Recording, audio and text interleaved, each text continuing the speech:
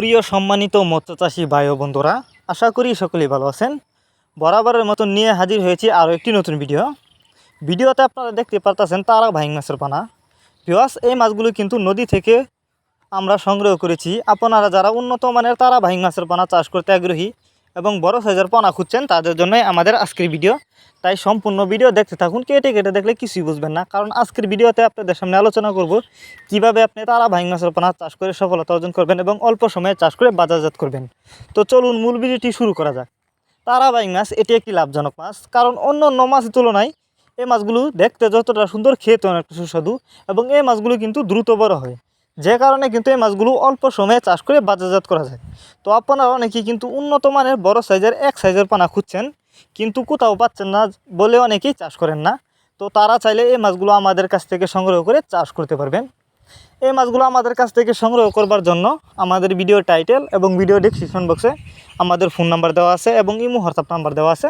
আমাদের সাথে যোগাযোগ করে মাছগুলো সংগ্রহ করতে পারবেন এবং আপনি চাইলে সরাসরি আমাদের ঠিকানা আইসাও নিতে পারবেন। আমাদের যোগাযোগের ঠিকানা ময়মনসিংহ, ত্রিশাল, ধলা। আমরা বাংলা কাপ জাতীয় মাছ থেকে শুরু করে ক্যাটফিশ জাতীয় মাছের চারা ও রেণুপানা যত্ন সহকারে সারা বাংলাদেশে হোম ডেলিভারি করে থাকি। আর এই মাছগুলো আমরা অক্সিজেনের মাধ্যমে যত্ন সহকারে হোম ডেলিভারি দিয়ে থাকি, যে কারণে একটা মাছেরও কোনো ক্ষয়ক্ষতি হয় না এবং রাস্তায় মারা যায় না। তো আপনারা যারা উন্নত মানের তারা ভাইং মাছ চাষ করতে চান, তারা চাইলেই কিন্তু এই মাছগুলো আমাদের কাছ থেকে সংগ্রহ করতে পারবেন। এই যে দেখুন, মাছগুলো আমি হাতে করে দেখাচ্ছি। আর এই মাছগুলো আজ আমরা হোম ডেলিভারি করতেছি। মাছগুলো কিন্তু পিস হিসাবে বিক্রি করে থাকি।